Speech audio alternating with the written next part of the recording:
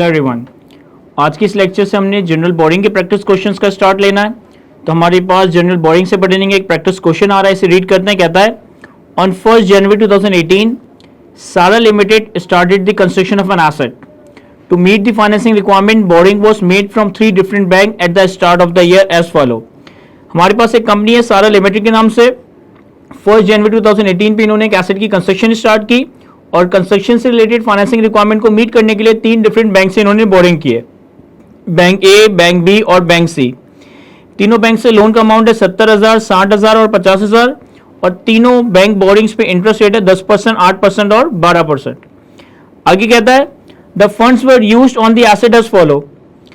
हमने इस एसेट की कंस्ट्रक्शन पे 1 जनवरी 18 पे 30,000 की पेमेंट की है, 1 में 18 पे 20,000 की पेमेंट की है और 1 अक्टूबर 18 पे 15,000 की पेमेंट की है। The construction of the asset was completed on 31st December 2018 और एसेट की कंस्ट्रक्शन 31st December 2018 पे कंप्लीट हो गया। कहते हैं calculate the general weighted average borrowing rate and the eligible borrowing cost. तो एक तो हमने यहाँ पे weighted average capitalisation rate calculate करना है और जो भी हमारी borrowing cost eligible for capitalisation है वो हम वर्कआउट करेंगे। अब देखिए इस सिनेरियो में सवाल में 1 जनवरी 2018 पे कंस्ट्रक्शन स्टार्ट हुई, पहली पेमेंट भी हमने 1 जनवरी 2018 पे की है और 31 दिसंबर 2018 पे कंस्ट्रक्शन एंड हुई, यानी कि साल के पूरे 12 महीने हमारी कंस्ट्रक्शन यानी कि कैपिटलाइजेशन पीरियड है। तो चूंकि हमारे पास यहाँ पे मल्टीपल बोरिंग्स हैं और ये जनरल बोरिंग का सिनेरियो है, तो पहले हम एक weighted average capitalisation rate work out करते हैं।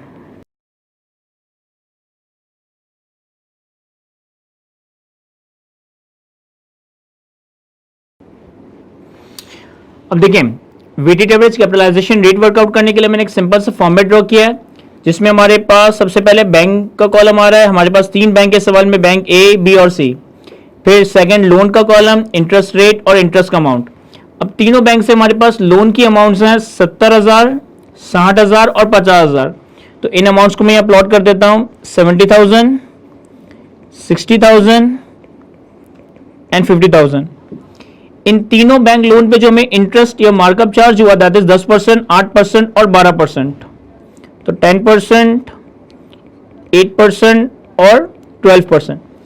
अब इस एग्जाम्पल में, इस क्वेश्चन में जो हमारा कैपिटलाइजेशन पीरियड है वो पूरे 12 महीनों का है, तो मैं पूरे 12 महीनों का ही इंटरेस्ट वर्कआउट करता हूं।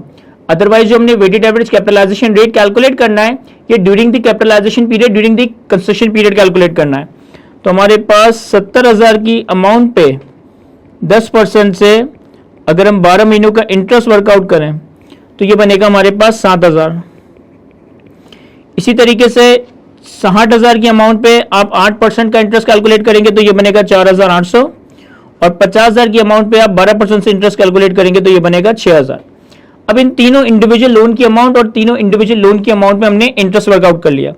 मैं इन तीनों लोन की अमाउंट का टोटल करता हूं तो ये आ रहा है मेरे पास 1,80,000 और तीनों लोन की अमाउंट्स पे जो इंटरेस्ट आ रही है इनका टोटल करता हूं तो ये आ रहा है हमारे पास 17,800। अब वेटेड एवरेज कैपिटलाइजेशन रेट का फॉर्मूला क्या था? Sir weighted average capitalisation rate का फॉर्मूला यह था कि जो भी हमारी जनरल बोरिंग्स हैं उन पे कैपिटलाइजेशन पीरियड में जो इंटरेस्ट वर्कआउट हुआ उन इंटरेस्ट का टोटल हम न्यूमिनेटर में रखेंगे। तो न्यूमिनेटर में हमारे पास आ जाएगा 17,800 और डिनोमिनेटर में जो भी हमारी जनरल बोरिंग्स हैं उनके लोन का आउटस्टैंडिंग बैलेंस रखेंगे, एवरेज आउटस्टैंडिंग बैलेंस रखेंगे during the construction period, during the capitalisation period. तो वो है हमारे पास 1,80,000। 17,800 का आप 1,80,000 से डिवाइड करेंगे तो आपके पास वेटेड एवरेज कैपिटलाइजेशन रेट आ जाएगा दैट इज 9.88%। तो ये हमने वेटेड एवरेज कैपिटलाइजेशन रेट की वर्किंग कर ली। अब हम आते हैं borrowing cost eligible for capitalisation पे। उसके लिए पहले हम एक टाइमलाइन ड्रॉ कर लेते हैं।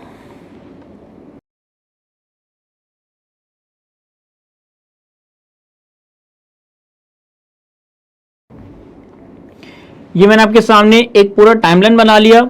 हमारा ईयर, हमारी कंस्ट्रक्शन स्टार्ट हुई 1 जनवरी 2018 पे और 12 महीनों का हमने पूरा टाइमलाइन बनाया अप टू 31 दिसंबर 2018। अब मैं इस टाइमलाइन में एक्सपेंडिचर्स की पेमेंट को प्लॉट करता हूं कि हमने कौन कौन से दिन एक्सपेंडिचर्स की पेमेंट की है। सबसे पहले हमने 1 जनवरी 2018 पे 30,000 की पेमेंट की है, तो डे 1 पे हमारे पास 30,000 की पेमेंट आ जाएगी 1 जनवरी 18 पे। इसके बाद हमने 1 में 18 पे 20,000 की पेमेंट की है, तो जनवरी, फरवरी, मार्च, अप्रैल और मई, ये मंथ हमारा मई का मंथ है और मई के स्टार्ट में हमने पेमेंट की है कितनी सर मई के स्टार्ट में आपने 20,000 की पेमेंट की है, तो 20,000 की पेमेंट मई के स्टार्ट में प्लॉट कर देते हैं। और तीसरी पेमेंट हमने की है 1 अक्टूबर पे 15,000 की, तो 1 अक्टूबर पे हम 15,000 की पेमेंट को प्लॉट कर देते हैं। अब देखिए पेमेंट्स को आपने इन टाइमलाइन में देखभाल के प्लॉट करना है, क्योंकि हमारे पास इस टाइमलाइन में मंथ का एंड आ रहा है, तो ये अक्टूबर का एंड है और अक्टूबर के एंड में हमने पेमेंट को प्लॉट नहीं किया, बल्कि हमने पेमेंट अक्टूबर के स्टार्ट में की है। अक्टूबर का start is as good as सितंबर का एंड, तो मैंने सितंबर के एंड पे 15,000 की पेमेंट प्लॉट कर दी। अब एक्सपेंडिचर्स की पेमेंट कैलकुलेट प्लॉट करने के बाद weighted average capitalisation rate calculate करने के बाद हम आते हैं borrowing cost eligible for capitalization. अब borrowing cost to be capitalize की जो वर्किंग है, हम दो अल्टरनेट वर्किंग या दो तरीकों से ये वर्किंग कर सकते हैं। इस सवाल में हम दोनों तरीकों से borrowing cost to be capitalise work out करेंगे, लेकिन फिर आने वाले सवालों में हम दो में से कोई एक मेथड को ही फॉलो कर रहे होंगे। देखिए हमारे पास इस सिनेरियो में जनरल बोरिंग है, तो हमारे पास इंटरेस्ट ऑन जनरल बोरिंग्स। देखिए सबसे पहले आपने 30 की पेमेंट की है, 30,000 की। अब 30,000 की पेमेंट अगर आप देखें तो कितना अर्सा आउटस्टैंडिंग रही है, 1 2 3 4, ये 4 महीने आउटस्टैंडिंग रही है। तो 30,000 की पेमेंट पे 9.88% के हिसाब से 4 महीनों का इंटरेस्ट कैलकुलेट होगा। उसके बाद फिर आपने फर्दर 20,000 की पेमेंट की, तो अब आपकी जनरल बोरिंग की यूटिलाइज्ड अमाउंट कितनी है? सर 30 की ऑलरेडी यूटिलाइज अमाउंट थी, 20,000 की फर्दर पेमेंट की, तो अब आपकी यूटिलाइज्ड अमाउंट हो जाएगी 50,000। तो 50,000 पे 9.88%, कितने अरसे के लिए? सर 50,000 का अमाउंट कितने महीनों के लिए आउटस्टैंडिंग है? 1 2 3 4 और 5। तो 50,000 पे हम 9.88% से 5 मंथ्स का इंटरेस्ट वर्कआउट करेंगे। और फिर आपने फर्दर 15,000 की पेमेंट की, तो अब आपकी जनरल बोरिंग की जो यूटिलाइज्ड अमाउंट है वो कितनी होगी? 65,000। 50,000 प्लस 15,000, तो ये आ गया 65,000। तो 65,000 पे 9.88%, कितने अरसे के लिए? सर जब हमारी यूटिलाइज्ड अमाउंट 65 हो गई, उसके बाद 1 2 3 महीने, तो 65,000 इंटू 9.88 इंटू 3/12।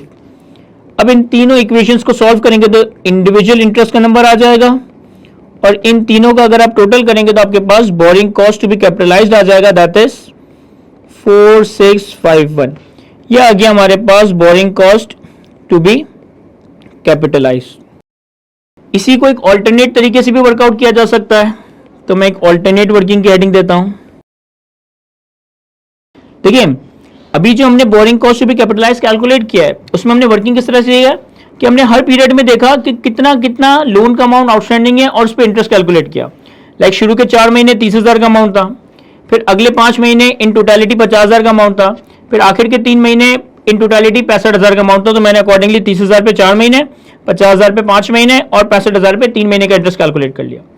मैं यूं भी कैलकुलेट कर सकता हूं कि सबसे पहले मैंने 30,000 की पेमेंट डे 1 पे की। अब डे 1 पे जो मैंने 30,000 की पेमेंट की, ये साल के पहले दिन से लेकर साल के आखिर तक आउटस्टैंडिंग है, तो मैं 30,000 रुपए पे पूरे 12 महीनों का इंटरेस्ट कैलकुलेट करूं। 30,000 इंटू 9.88% इंटू 12/12। क्यों? क्योंकि 30,000 की पेमेंट हमने डे 1 पे की है, तो ये पूरे 12 महीने आउटस्टैंडिंग रही है। उसके बाद हमने 20,000 की पेमेंट 1 मई पे की है, तो 1 मई से लेकर ये ईयर एंड तक आउटस्टैंडिंग रही है। कितने महीने बनते हैं? 1 2 3 4 5 6 7 और 8 महीने। तो 20,000 की पेमेंट पे हम 9.88% के हिसाब से 8 महीनों का इंटरेस्ट कैलकुलेट करें। और फिर तीसरी पेमेंट हमने की है 15,000 की 1 अक्टूबर पे, तो ये 1 अक्टूबर से लेकर ईयर एंड तक आउटस्टैंडिंग रहा, यानी कि 1 2 और 3 महीनों के लिए। तो 15,000 की पेमेंट पे हम 9.88% से 3 महीनों का इंटरेस्ट कैलकुलेट करें। अब इन तीनों इक्वेशंस को आप सॉल्व करेंगे तो आपके पास इंडिविजुअल इंटरेस्ट का अमाउंट आ जाएगा, और इन तीनों का टोटल भी अगर आपने सही किया है तो ये 4651 ही बन रहा होगा। तो ये भी हम इस ऑल्टरनेट तरीके से borrowing cost to be capitalise calculate कर सकते हैं। दोनों में काम एक ही किया है, बस अलग अलग तरीकों से किया है।